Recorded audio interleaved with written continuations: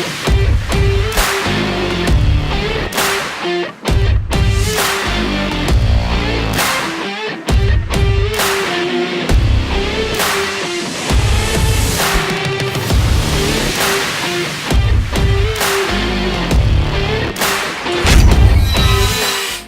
guys, Taylor Hull here. We're here in our final video of 2018 of Asphalt Anarchy. We're going to review Irwindale and really the overall season of 2018, how that went, and the general feeling of what we have planned for 2019 and beyond.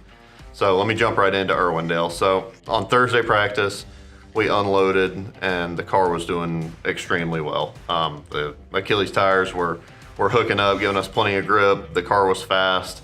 You know, we were, I think, top 10 in overall speed throughout the course, so that was very encouraging. I would find out later that that would not be quite fast enough. However, top 10 is not good enough to win.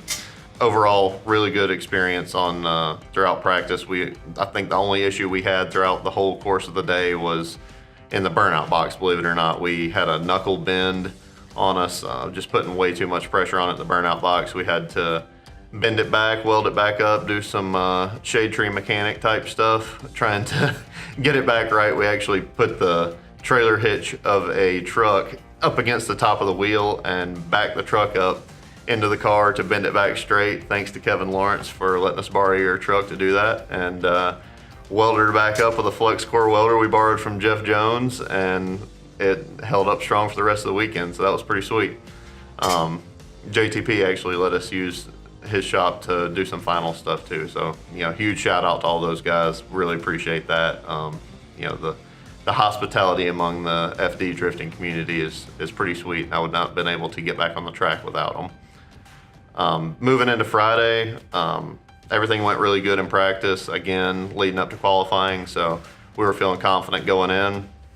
We did a gear change and got our wheel speed where we wanted it to be, so that was really good. Our first run of qualifying got pretty high on the bank. I was the very first car out to go back a little bit, so it's always, again, a little bit challenging to be first car out, but again, we were really high on the bank and pretty good on interclip one, not quite where we wanted to be, maybe 2.5 feet off, something like that. Not where I was hoping to put it, but it was pretty good.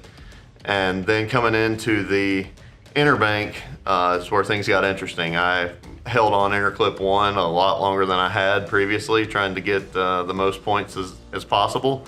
And when I transitioned back, I was staring right in the center of the inner bank, and I was pretty sure I was about to total the Cadillac. So fortunately, I gassed her up and moved on out of there, and we just touched the butt a little bit. Judges and the announcers were pretty excited, so that was cool. Kind of got Jared a little excited, and finished off the run. I think we got somewhere in the mid 80s, I think, which was our best qualifying score of the year. So that was a really good way to finish the year off as far as qualifying goes. After qualifying, did our general routine maintenance of the car. Into Saturday, had a good top 32 practice, got some decent tandem practice in, and got ready for our battle against Chelsea Denofa in the RTR Mustang. So when it came time for that in top 32, I thought I was ready. She wasn't ready. I wasn't ready. Chelsea's car is stupid fast going down the straightaway. And I did not leave him enough, or I did not anticipate that kind of speed difference in our car in a straight line. So I left a little bit before him, but not nearly enough. I needed to be rolling where I could stand on the throttle without spinning tires to be able to keep up with that car. And when I stood in the throttle, I just blew the tires off of it. So he had a big gap on me for his lead run, and I was never really able to catch up to make up that gap. So I didn't do a terrible chase, it just was way far behind him. So not something I was super pleased with overall. It was, like I say, it was a large gap and something we weren't able to overcome. On my lead run, I did a pretty decent run. It wasn't my best run of the weekend, I didn't feel like, but it was pretty good. It was something that I was okay with ending the season on that, and it was a high note. We didn't wreck the car, but we did get beat by Chelsea. Unfortunately, he moved on to top 16, and he actually ended up having probably one of the best events of his FD career, and some of the wildest runs. So if we were going to get beat by somebody, getting beat by the wild man himself was not a terrible way to go down. We were able to watch him and have some good times and some good laughs afterwards. So congrats to him on the win for that, and I think he ended up on the podium, so that was cool.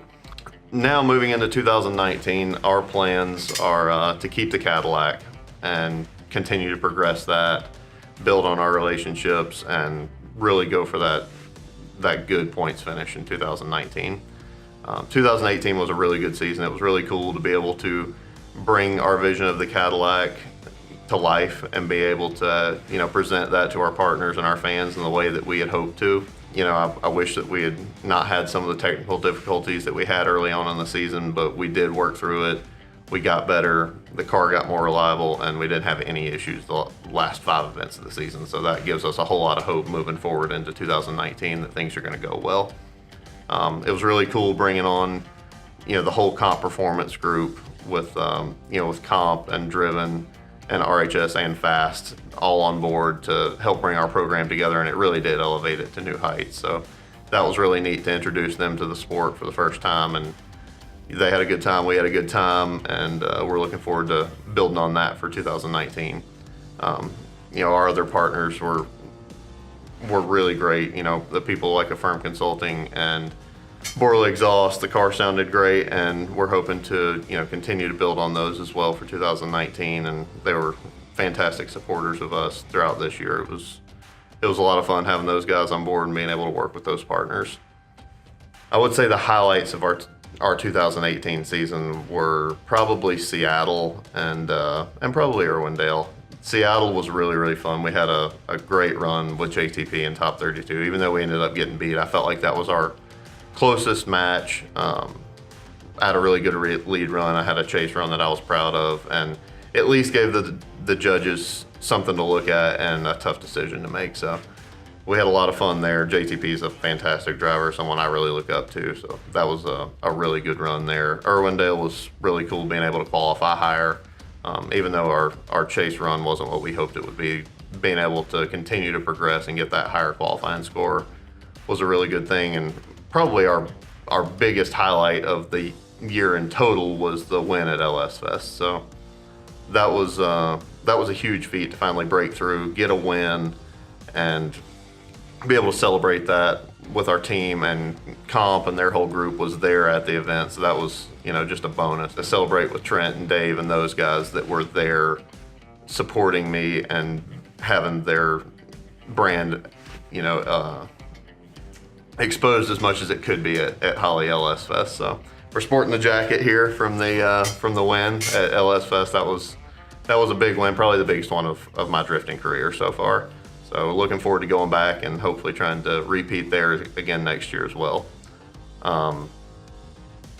That's pretty much all I've got on our season as a whole and the Irwindale recap. So I really appreciate you guys following along and watching our videos this year. Thank you for subscribing. Thanks for tuning in every time. Please let us know what kind of content you'd like to see moving into 2019.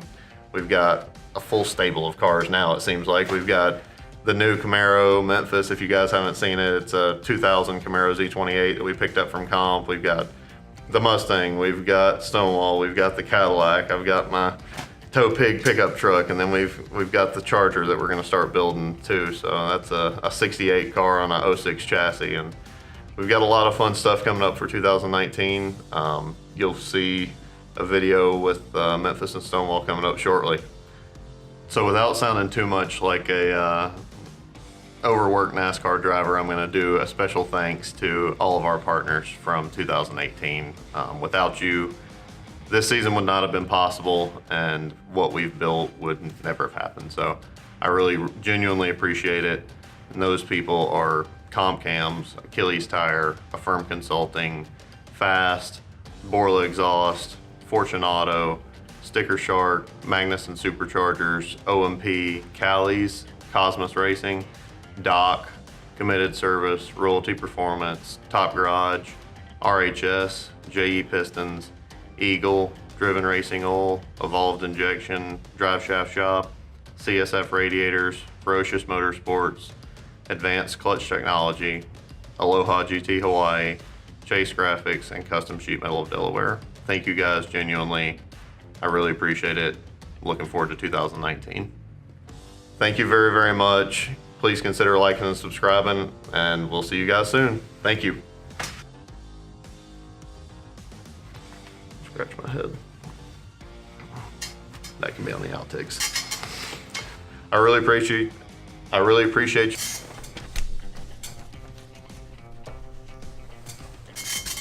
More better.